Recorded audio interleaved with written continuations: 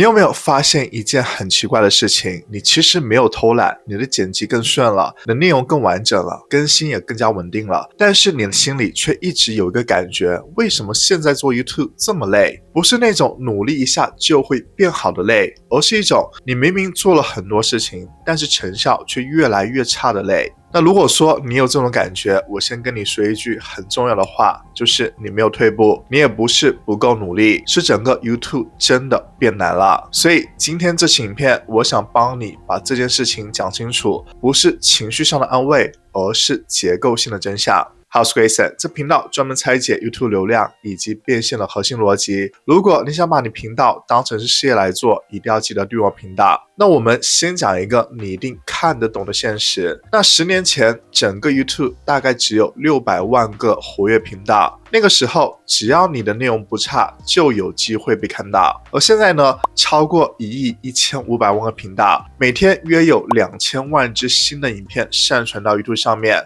你今天按下发布的那一刻，不是在上传影片，而是你把一支影片丢进了一个注意力极度拥挤的市场里面。很多人这个时候就会说一句话，但是那些人不是做我这个领域的。但这其实是你抓住了重点，你真正的对手从来不是某一个的创造者，而是下一支推荐的影片，下一个 shorts， 甚至是观众滑掉的那个瞬间，你是在跟观众的不想看竞争。这里有一个关键转变，很多创造者没有意识到，观众的时间是固定的，内容的供给是无限的增加的。以前是少量内容抢有限的注意力，现在是无限的内容抢同一点的注意力。而 YouTube 它只在乎一件事情，这一秒这支影片是不是最值得被点的？如果不是，你不会被讨厌，你会被忽略。而在演算法里，被忽略就比被讨厌是更加致命的。这也是为什么现在最痛苦的往往不是那些乱做的人，而是那些剪得更认真、上片更稳定、内容更完整，但是观看数却卡住的创造者。因为你还在用一个旧时代的前提，只要我把内容做好了，就会被看到。但是在现在的 YouTube 上面，够好已经不够了，你必须是当下最想被点的那一个。如果当你都觉得我明明比以前更加努力了，为什么成效反而更差了？答案不是你退步了，而是你正在一个内容爆炸、注意力需求的环境里面，你正在用旧的规则去打新的战场。那接下来我要讲一句可能很多人不太想要面对的话。YouTube 今天它并不是以帮助创造者成长为第一优先的，它真正优先照顾的只有2个角色，观众还有广告主。因为对于 YouTube 来说，只要观众愿意看，广告主愿意投钱，平台就能够运作。那创造者呢，站在 YouTube 的角度上面，创造者是一种可以被替代的资源，你不做了没有关系，后面还有一大堆人想要去在这平台上面去发布内容，他们会拿着手机，用着 AI 准备补上你的位置。这里有一个很多人都忽略的关键点，当创造者数量变成近乎无限，平台就没有太大的动机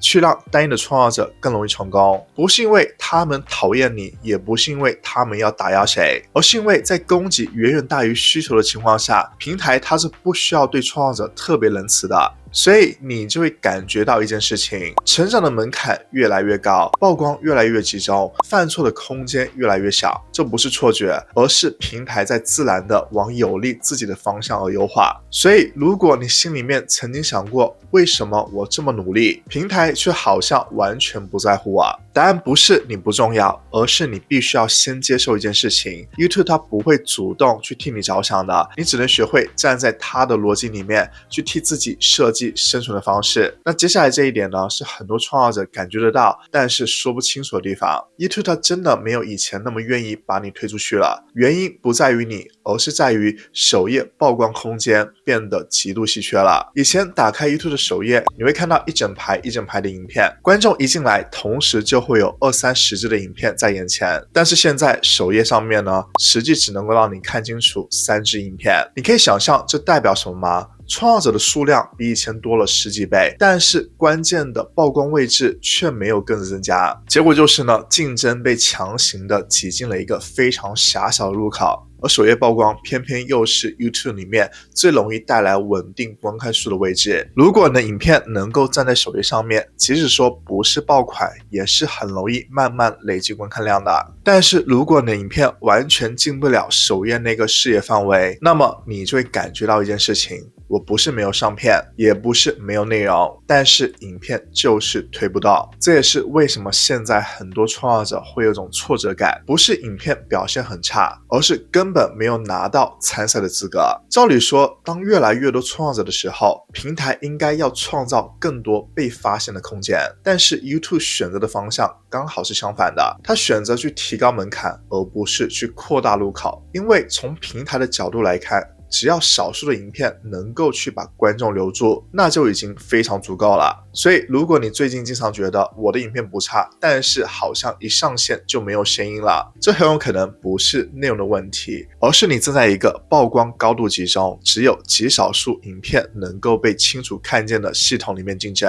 那就算你的影片真的被推上来了，事情也还没有结束，因为现在 YouTube 的创作者面对的不只是曝光的问题，那还有一个更加致命的现实，观众的注意力真的坏掉了。短影音滑动文化在过去几年做了一件事，就是训练观众在极短的时间里面决定一个内容值不值得留下来，不是30秒，不是10秒，很多时候是1到2秒。你一定非常熟悉这个行为。影片一开，如果说没有立刻对到情绪，立刻让人懂在干嘛，立刻有我想要去看下去的感觉，那么下一秒手就滑走了。而问题是，观众一滑走， YouTube 会怎么解读呢？他不会想可能这段铺陈比较慢，他只是会看到一件事情，观众离开了。在演算法中，这就是一个非常直接的讯号，这支影片不值得继续被推荐。这也导致现在的创作者被迫进入到了一个很痛苦的状态。你不是只在创作内容，你是在不断的去撑开场，不断的去防止观众离开，不断的在思考下一秒要不要再给多一些刺激。当久了之后呢，你就会发现一件事情，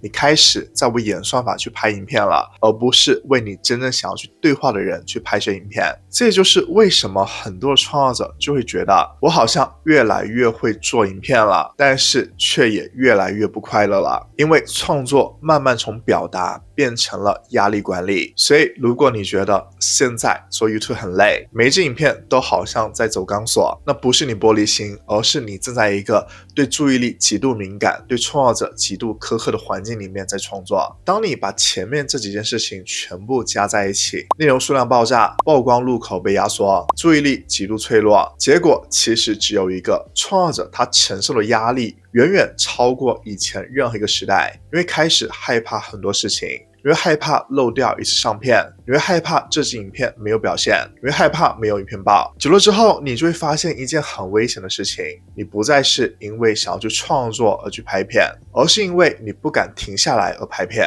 这就是为什么现在创作者倦怠变得越来越普遍，不是说因为创作者他不够坚强，而是因为在这个环境里面本来就不适合靠硬撑去生存的。在这里我想讲一个很重要的观念，如果说你感觉到 YouTube 已经开始去影响你的情绪，影响你的生活，那不是警告你要去再努力一点，那是在提醒你，你不能够再用旧的方法去玩一个已经换规则的游戏了。但是我想在这里去帮你把一个关键的认知拉回来，这并不代表现在你去做 YouTube 是没有机会的，这恰恰是相反的。在过去很多人成功其实真的靠了不少的运气，但是现在竞争度变高了，平台更挑了，结果反而是运气的影响呢下降了，思考还有结构的重要性上升了。 YouTube 现在不是在奖励最拼的人，他在奖励懂得如何选题，懂得如何背点，懂得如何留住人的人。你频道大不大其实没有那么重要， YouTube 现在推的不是频道，它推的是单一的影片，只要你的影片在那个当下是观众最想要点击的那个，你就有机会。所以如果你现在正在做 YouTube， 而且觉得累，觉得卡，觉得怀疑自己，我希望你记住一句话，不是你不够好，是这个平台已经不适合靠拼命生存了。接下来真正能够活下来的创作者不会是撑到最后的人，而是最早把 YouTube 当成是一个系统来经营的人。其实讲到这里，你应该已经发现了一件事情，现在做 YouTube 之所以这么难，不是因为你不够努力，而是在这个环境里面已经不适合去靠拼命和运气了。真正还能够稳定成长的创造者，他们都有一个共同点，就是他们有一套清楚的经营系统，他们会知道什么内容是值得拍的，知道怎么去设计，才能够在竞争这么激烈、注意力这么短的情况下，每一支影片都不再只是赌。那我自己的 YouTube 频道运营大师课就是把这套系统完整的拆解给你看。如果说你想把 YouTube 当成是事业来经营，而不是一直在硬撑，那么你可以在影片下方去看看课程的资讯，看完后再决定你要不要加入课程。如果说你现在还没有准备好去上课程，那么推荐你现在去看下一支影片，你要先去把你的地基打好，你后面做的每一支影片呢，才真的有被推的可能。那我希望你现在就去观看这支影片。